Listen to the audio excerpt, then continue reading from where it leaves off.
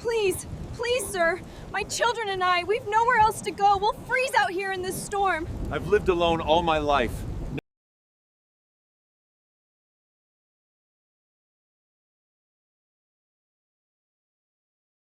The sun was sinking behind the jagged line of the western hills, turning the sky a bruised shade of purple and red. On the edge of the plains, where the grass bent stiffly in the evening wind, stood Samuel's ranch, a weathered house of gray wood and a barn that leaned a little too much to one side, as though time itself had grown tired of holding it straight. The place was quiet. Too quiet. Not the quiet of peace, but the kind of silence that seeps into a man's bones when he has lived too long without laughter, without voices, without love. Inside the ranch house, Samuel sat at his kitchen table, staring at the last of his supper. A plate with beans and cornbread sat half-eaten before him, though he wasn't hungry anymore. His appetite had dwindled years ago, about the same time he realized no one would ever share this table with him. The ticking of the wall clock was the only sound. Each click seemed louder than the last, a steady reminder of the empty years behind him and the long stretch of lonely ones ahead. Samuel was not yet old, but the lines on his face ran deep from sun, wind, and years of hard labor. His hands were calloused, his shoulders broad but stooped from work. He had never been married. Folks in town used to whisper about it, especially the women when he was younger. "Why hasn't Samuel taken a wife?" they'd ask over bolts of fabric at the mercantile, or while sipping coffee in the cafe. Some said he was too shy, others that he was married to the land, too stubborn to let another soul in. Time proved both guesses true in some way, though Samuel himself never gave a reason. The truth was simpler. Life had passed him by. The ranch, for all its acres of grazing cattle and miles of fence line, was no kingdom. It was survival. Samuel rose before dawn, worked the herds, repaired what was broken, and came home to silence. The fire in the hearth gave light but no warmth of companionship. At night, he would sit in his rocker, pipe in hand, staring into flames that seemed to mock him with their flickering dance. He never complained, never sought pity, but deep inside, he knew he was a man hollowed by solitude. That evening, as he cleared his plate and set it in the tin basin to wash, a gust of wind rattled the shutters. He glanced toward the window. Dark clouds were gathering, thick and heavy, rolling across the sky with the promise of a storm. Samuel muttered under his breath. The cattle would need checking, and the barn doors needed latching. He pulled on his coat and hat, stepping into boots by the door, then grabbed his lantern. Outside, the air was sharp, carrying the scent of rain and earth. He walked the familiar path toward the barn, lantern light, swinging in rhythm with his steps. The cattle shifted restlessly in the corral, their low moos carrying on the wind. Samuel calmed them with a word, checked the gates, then secured the barn doors tight against the coming weather. As he worked, the sky cracked with distant thunder. He tilted his head, scanning the horizon. The storm was moving fast. By the time he returned to the porch, fat drops of rain had already begun to fall, tapping on the roof and boards. He stepped inside, shook off his coat, and placed the lantern on the table. The wind rose, howling around the corners of the house, and rain slapped against the windows. He stoked the fire higher, settling back into his chair with a sigh. Nights like these reminded him how alone he was. No one to worry for, no one to comfort, just the storm and him. But then, against the roar of the storm, came a sound he had not expected. A knock. Samuel froze. It wasn't the wind. It was sharp, deliberate, a fist on wood. For a long moment he sat still, his heart thudding louder than the thunder outside. Visitors never came here, not in the middle of a storm, not at this hour. The knock came again, more urgent this time. He rose slowly, hand brushing the rifle that leaned by the door. He didn't pick it up, but the feel of it there steadied him. Another knock. Louder, faster. He set his jaw, stepped to the door and pulled it open. Rain and wind rushed in, and with it, the sight of 3 figures. A woman stood on his porch, her hair plastered to her face, clothes soaked through. 2 children clung to her skirts, a girl of maybe 10 and a boy no older than 6. Their eyes were wide with fear and cold, cheeks red from the biting wind. "Please," the woman gasped, her voice hoarse. "We need shelter, just for the night." Samuel's grip on the door tightened. He stared at them, his mind a whirlwind. He didn't know them. Strangers, in the middle of nowhere. And yet, there was no mistaking the desperation in her eyes, the way the children shivered against her legs. His instinct was to shut the door, not out of cruelty but caution. He lived alone for a reason. Strangers brought complications. A woman and children on his porch in the middle of a storm. It could change everything. But the boy let out a weak cough, and Samuel's resolve faltered. He looked at the woman again. She was exhausted, her face pale, lips trembling from cold. Still, she stood straight, trying to shield her children with her body. There was strength in her, though worn thin by hardship. Samuel hesitated, torn between the comfort of solitude and the undeniable pull of decency. A man couldn't leave a widow and her children in a storm. He knew that much. "Come in," he said gruffly, stepping aside. The woman's shoulders sagged with relief. She ushered the children in quickly, murmuring words of comfort to them as they passed the threshold. Samuel closed the door against the storm. The sound of wind and rain muffled once more. Inside, the children huddled near the fire, stretching their hands toward the flames. The woman stood awkwardly, water dripping from her dress onto the worn floorboards. Samuel studied her in the firelight. She wasn't young, but she wasn't old either, perhaps near his age. There was a tired beauty about her, the kind that came from endurance, not ease. "My name's Clara," she said softly, still catching her breath. "These are my children, Emily and Thomas." The girl looked up with wide brown eyes, clutching her mother's hand. The boy leaned against Clara's skirts, too shy to speak. Samuel cleared his throat, unsure what to say. He wasn't used to company, much less introductions. "Samuel," he muttered at last. "Thank you," Clara said, her voice breaking slightly.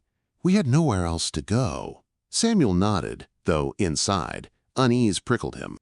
He had no idea what he'd just invited into his life.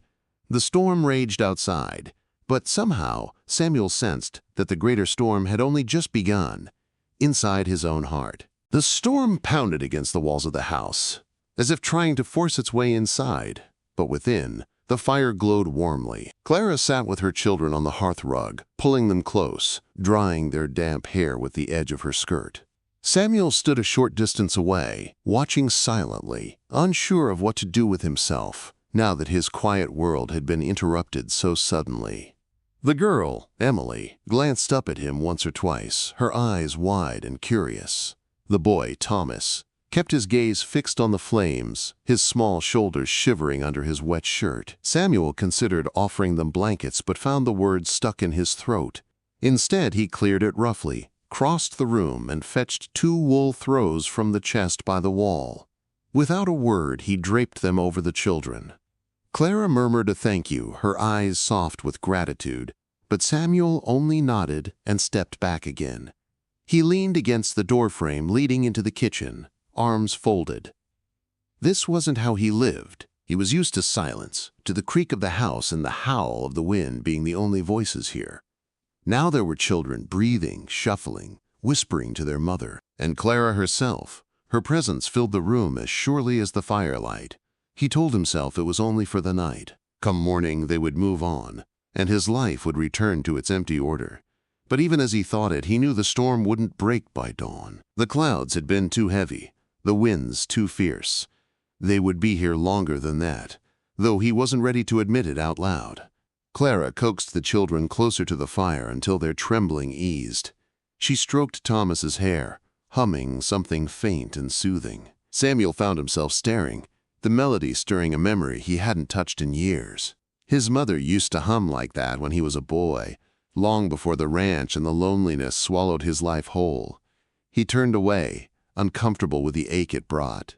"I'll make you some tea," he said gruffly, moving toward the stove before she could answer. It was something to do with his hands, at least. He set the kettle on, spooned dried leaves into a pot, and waited for the water to boil. The sound of the kettle whistling was sharp in the air, but the children perked up when he poured steaming cups.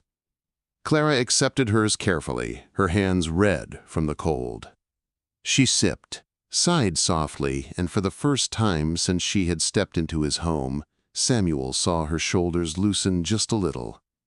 "You've saved us tonight," she said quietly. "I don't know what we would have done if you hadn't opened the door." Samuel shifted, uncomfortable with the weight of thanks. "Storm like this. Nobody belongs outside," he muttered. "It's just common decency." Her gaze lingered on him, steady but unreadable. Then she turned back to her children, helping them sip from their cups. The warmth spread through the small room, not just from the fire, but from the unfamiliar presence of voices other than his own. When the children began to droop with sleep, Clara looked around uncertainly. Samuel realized she was searching for a place to settle them. He cleared his throat again, awkward as ever. "There's a bed in the back room, my ma's old room, been empty a long while, but it's still good. You and the children can use it." Clara hesitated, as though the offer carried too much weight. "I don't want to trouble you more than we already have." "It's no trouble," Samuel said, more firmly than he felt. "Best place for them." She nodded, gathered the children, and guided them to the small back room. Samuel stayed in the parlor, staring at the fire. He could hear them moving about. Whispers, the creak of the bed frame, Clara's soft voice soothing her little ones. Then the sound of silence again, though a different kind than the silence he was used to. This was the silence of people sleeping close by, not the emptiness that usually haunted the place. It unsettled him in ways he couldn't put words to. Samuel sat for a long time, staring into the flames, pipe forgotten in his hand. Eventually, fatigue pressed down, and he dragged himself to his own bed. The storm raged through the night, but for once, he wasn't the only soul under that roof. Morning came gray and wet, the storm still spitting rain across the plains. Samuel rose at his usual hour, boots thumping against the floorboards as he dressed and pulled on his coat.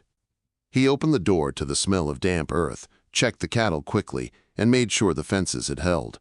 The animals were restless, but they'd weathered the storm fine enough. When he returned, he expected to find the house quiet again, his guests still asleep. Instead, he stopped short in the doorway. Clara was at the stove, her sleeves rolled up, hair tied back. The smell of frying bacon and cornbread filled the air. Emily set the table with careful hands, while Thomas sat on a stool rubbing his eyes. Samuel froze. His kitchen had never looked like this. Alive, bustling, filled with the sounds and smells of family life. He wasn't sure if it made him angry, grateful, or something else entirely. "You were out early," Clara said, glancing at him with a small smile. "I hope you don't mind. I thought I'd make breakfast to repay your kindness." Samuel cleared his throat, suddenly feeling like a stranger in his own home. "No need. You're my guests." "Maybe so," she said gently, "but it feels better to help." He didn't argue. He sat at the table, watching Emily carefully set down plates, her small hands steady with effort. Thomas peeked at him from beneath his lashes, then hid his face again when Samuel met his gaze.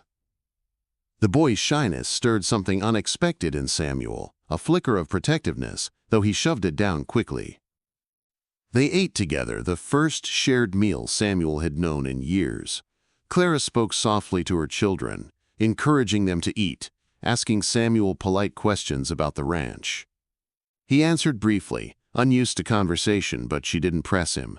The children's chatter filled the silences, their laughter foreign but not unwelcome. Afterward, Clara began to clear the table, but Samuel stood. "Leave it," he said. "You've done enough." Her eyes met his, a quiet strength in them. "I don't like to sit idle. If you'll let me, I'd like to earn our keep here until we can move on." Samuel hesitated. He hadn't expected them to stay longer than a night. Yet, looking out the window at the sodden fields, the rain still steady, he knew they wouldn't be going anywhere soon. The thought of them leaving twisted in him unexpectedly. He told himself it was only concern for their safety. Still, he gave a short nod. "All right, but your guests, don't forget that." Clara only smiled faintly, and in that smile, Samuel felt something shift in the house, something he couldn't name. The rest of the day unfolded strangely. Samuel went about his usual chores, but everywhere he turned, the presence of his unexpected company lingered. Clara, humming softly while hanging damp clothes by the fire. Emily, asking endless questions about the ranch, trailing after him to the barn until he found himself answering, against his better judgment. Thomas, sitting quietly with a wooden horse Samuel hadn't realized was still in the house, a relic from his own boyhood. The awkwardness remained, but beneath it something else stirred. A rhythm, tentative and fragile, as if the ranch itself was learning to breathe again after years of stillness. Samuel didn't understand it, didn't want to admit he even felt it, but he knew this much. His life, once as empty as the wind over the plains, had changed the moment he opened that door. And whether he liked it or not, it would never be the same again. The storm lingered for days, draping the plains in a heavy gray veil. Rain turned the dirt paths into muck and left the fields soaked, but inside Samuel's ranch house, life began to stir in ways he could not have imagined only a week before. Each morning, Samuel rose before dawn, as he always had, but now he found the faint sound of movement behind him. Clara stirring in the back room, her children's soft voices as they woke, the rustle of blankets and the creak of the floorboards. For years, his mornings had been accompanied only by the sound of the kettle and the scrape of his boots. Now there were footsteps, whispers, the faint laughter of children. It unsettled him, and yet strangely, it also steadied him. Clara had insisted on helping from the start. She rose with him, pulling on one of Samuel's old work coats that hung from a peg by the door, sleeves rolled to fit. She cooked breakfast over the stove while he checked the cattle, and by the time he returned, the kitchen smelled of coffee, eggs, and biscuits. Samuel could not remember the last time he had eaten so well, though he never said as much aloud. Clara seemed to understand without words. Emily, curious as a fox, followed Samuel often. She peppered him with questions about the ranch, about the cattle, about the weather, even about his horse. He answered sparingly at first, his gruff tone discouraging, but the girl had a way of slipping past his defenses. She watched him repair fences with wide-eyed fascination, asking why each knot was tied the way it was. She shadowed him to the barn, where she giggled when one of the calves tried to nibble at her dress. Samuel found himself teaching her small things. Against his own better judgment, how to tie a simple hitch, how to whistle sharp enough to call the dog, how to tell if a cow was restless from weather. Thomas, the younger one, was different. Quiet, shy, often clinging to Clara's skirts. But when Samuel caught him alone, the boy would sometimes stare up at him with those big eyes, uncertain but searching. One afternoon, Samuel handed him a small piece of rope, showing him how to twist it in his hands, how to loop it like a lasso. Thomas smiled, a shy thing that barely touched his lips, but it lit something in Samuel's chest he hadn't felt in years. The house itself seemed to breathe easier with them inside.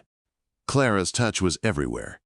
Blankets folded neatly, floors swept, meals on the table, the smell of herbs drying near the window.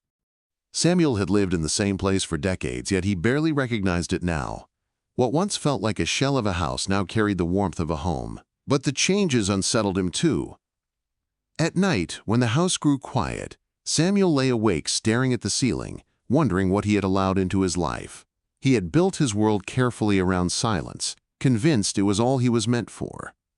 He had never courted a woman, never imagined children's voices filling his halls.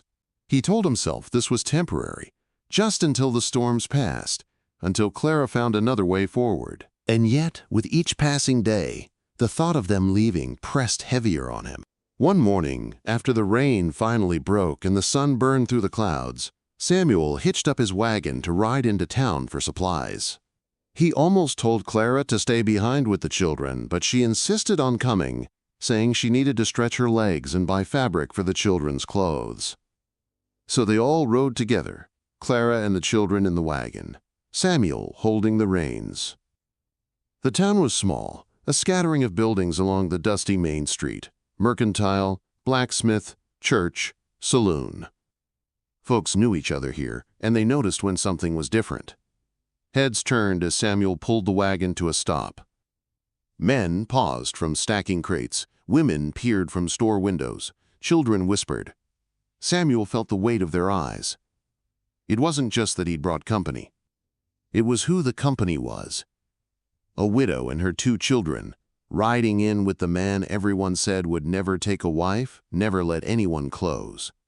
Whispers rippled through the street. Samuel kept his jaw tight, ignoring them as best he could, but he felt the heat rise in his chest. Inside the mercantile, Clara moved with quiet grace, selecting fabric, a few essentials, and thanking the shopkeeper with a polite nod. Samuel paid for everything without fuss, though he saw the curious way the shopkeeper's wife looked at Clara, then at him.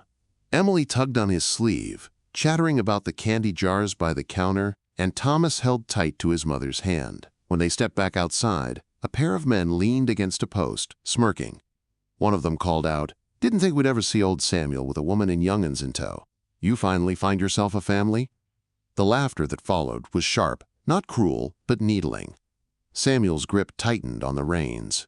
He wanted to snap back to shut them up, but the words stuck in his throat. Clara touched his arm lightly, shaking her head. Her eyes held calm, though he could see the flicker of unease there. On the ride back, silence hung between them. The children dozed in the back, their heads resting against one another. Samuel finally muttered, "People like to talk." Clara glanced at him. "Let them. You've given us shelter, and that's more than most would have done. I won't let gossip make me ashamed of that." Her voice was steady, but Samuel heard the weight beneath it. She had carried more than her share of judgment already, he realized. A widow with 2 children, surviving in a world that often turned its back on women alone. His chest tightened with something he didn't have a name for. Respect, maybe, or guilt, or both.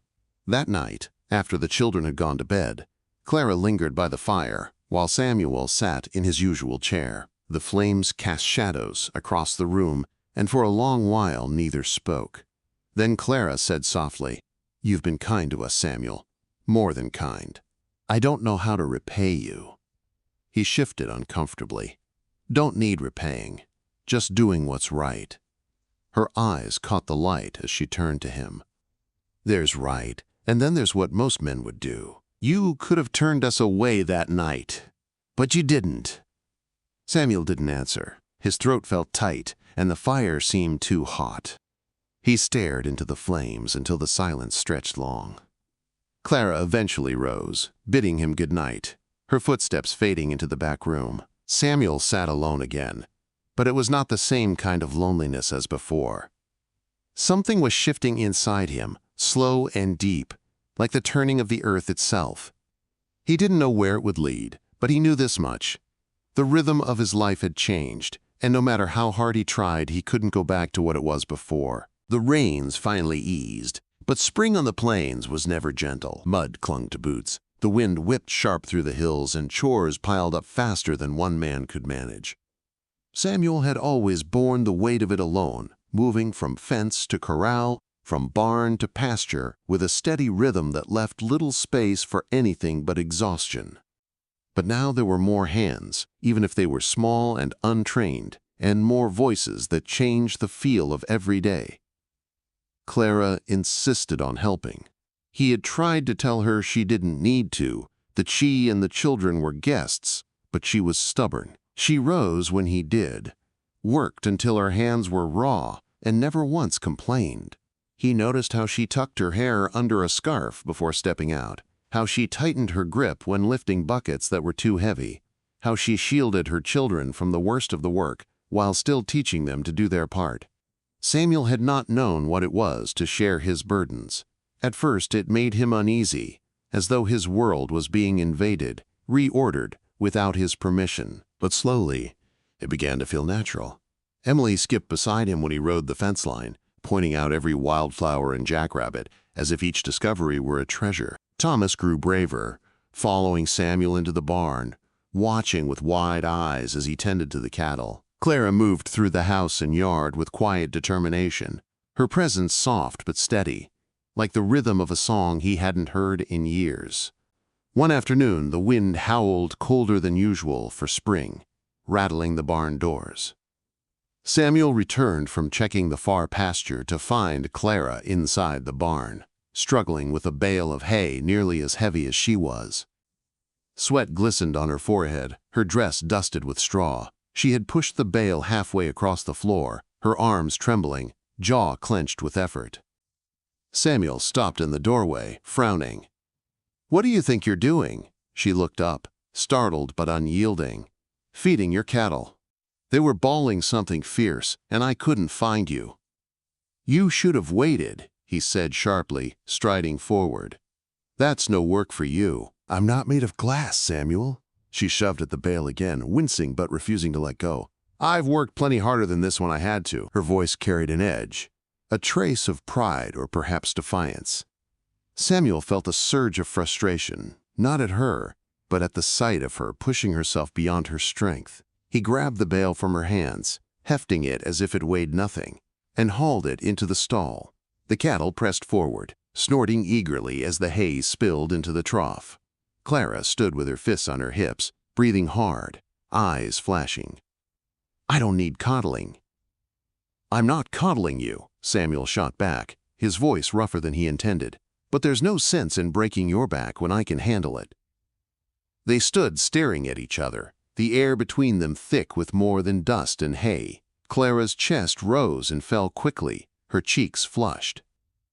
For the first time, Samuel saw the steel beneath her gentleness, the strength of a woman who had survived loss and carried her children through it. He felt a strange pull in his chest, something both fierce and tender, something he couldn't quite name. After a moment, Clara's shoulders softened. She brushed straw from her skirt, her voice quieter now. "I only wanted to help." Samuel exhaled slowly, setting his hands on his hips. "You already do, more than you know." Their eyes met, and for a heartbeat, the world outside the barn disappeared. The wind rattled the doors, the cattle chewed contentedly, but all Samuel felt was the weight of Clara's gaze, steady and unflinching. Something shifted inside him then, something he had buried for too many years. That evening the house was warmer than usual, though the fire burned no higher than it ever had. Emily and Thomas had worn themselves out playing in the yard and fell asleep early, curled together under quilts in the back room. Samuel and Clara remained by the fire, the crackle of the logs the only sound between them. Samuel sat in his chair, pipe untouched, staring into the flames. Clara sat on the hearthrug, her hands folded in her lap, her face lit by the soft glow. Silence stretched long, but it was not the uneasy silence of strangers. It was the heavy, waiting silence of two people standing on the edge of something they both felt but had not spoken. At last, Samuel cleared his throat. His voice came low, almost uncertain. I never had a wife." Clara looked up at him, her expression unreadable. "Never had a family," he continued, his eyes fixed on the fire. "Thought maybe once or twice about it, years back, but the land, the work. I told myself it was enough, that I didn't need more. But—" He stopped, the words catching. His jaw worked, his hands clenched on the arms of his chair. "Having you here, you and the children, it feels like something I've been missing all my life." The words hung in the air, raw and unpolished, heavier than any confession he had ever made. He dared a glance at Clara, half expecting her to look away, to dismiss his fumbling honesty. But she didn't. Her eyes glistened, though she did not cry. Instead, she held his gaze, her voice steady. "You've given us a home, Samuel, a safe place when we had nowhere else to go. Do you know what that means to me? To my children?" He shook his head slightly, unable to answer. "It means more than I can say," she whispered. Her lips trembled faintly, but her chin lifted with quiet strength. "And you're wrong about one thing. You're not a man who never had a family. You've been one to us, every day since we came here." Samuel's breath caught, his chest aching in a way that was both painful and freeing. He wanted to speak, to tell her more, But words failed him. Instead, he simply nodded, his eyes burning. Clara reached out then, her hand brushing his rough knuckles where they gripped the chair. The touch was light, fleeting, but it sent a warmth through him that no fire could match. The children stirred in the back room, murmuring in their sleep, and the spell broke gently. Clara withdrew her hand, offering him a soft, almost shy smile before rising. "Good night, Samuel." He watched her go, the echo of her touch lingering long after she had disappeared down the hall. He sat there until the fire burned low, his heart pounding with a strange, fierce hope he hadn't dared feel in decades. For the first time in his life, Samuel realized he no longer feared the silence of the house, because it was no longer empty. It was full of laughter, of voices, of love he had thought forever beyond his reach. And he knew, with bone-deep certainty, that he could never let it go. The days that followed Samuel's confession passed with a quiet but unmistakable change. Nothing was spoken outright, no promises or declarations, but the air in the house seemed lighter, the rhythm of life more natural. Samuel woke with a steadier heart, and when he stepped out onto the porch each morning, the sound of Clara moving about the kitchen, the soft laughter of the children, made him feel as though the world had finally filled with the warmth he had long been denied. Spring on the plains was never easy, but it came with its own rewards. The fields began to green, wildflowers poked through the damp soil, and the cattle grew restless with the change of season. Samuel had work enough to fill 3 men's hands, but he no longer bore the burden alone. Clara helped with meals, mending, and even light chores in the barn. Emily became his shadow, eager to learn anything about ranching, while Thomas clung to him in his own quiet way, trailing behind until Samuel found himself bending down to place the boy on his horse, letting him ride a short distance with pride shining in his eyes. One afternoon, the children chased each other in the yard while Clara stood at the fence, watching them. Samuel joined her, leaning against the rough wood, his hat low over his brow. Clara's hair had come loose from its pins, the wind tugging strands across her face. She brushed them back with a small laugh when Emily tripped over her own feet, only to rise again, giggling. "They've been through so much," Clara murmured, her eyes on her children. "And yet, they still find joy." Samuel nodded, his gaze fixed on the children as well. "Kids are stronger than we give them credit for." Her smile softened. "Stronger than me, most days." He turned to her then, studying the lines of weariness on her face, the quiet strength in her eyes. "Don't sell yourself short, Clara. You've kept them safe, brought them this far. That takes more strength than most men I've ever known." Color touched her cheeks and she looked away, her hands folding against the fence rail. "You give me too much credit." "I don't give you near enough," Samuel said, the words rough but honest. Clara's eyes met his for a long moment, and something unspoken passed between them, something deeper than gratitude, something stronger than friendship. She turned away first, calling to the children, but Samuel felt the weight of it settle in his chest like a promise. That evening after supper, the children begged for a story before bed. Clara usually told them, soft tales of her own childhood, but this time Emily tugged at Samuel's sleeve. "Tell us one, Mr. Samuel." "Please?" He blinked, caught off guard. "I'm no storyteller." "You don't have to be," Emily said with a grin. "Just tell us about when you were little. Did you grow up here?" Samuel hesitated, his gaze flicking to Clara. She gave him a small, encouraging nod. So he settled into his chair by the fire, the children curling at his feet, and began to speak. He told them of his boyhood, of riding bareback across the hills with his brothers, of his mother's garden, of the time he broke his arm trying to rope a steer twice his size.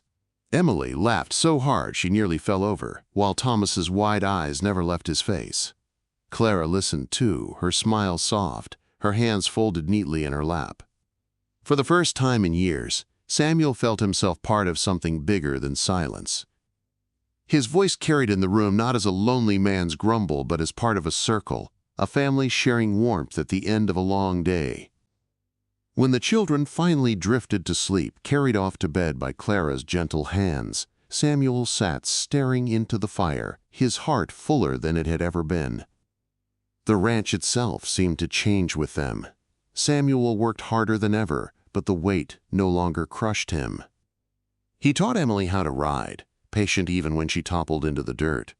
He let Thomas carry small buckets, though they spilled half the water before reaching the trough. Clara sewed curtains for the windows, brightening the dark rooms, and filled the house with the scent of fresh bread. Samuel often caught himself pausing in the doorway, simply listening to the sounds of life around him.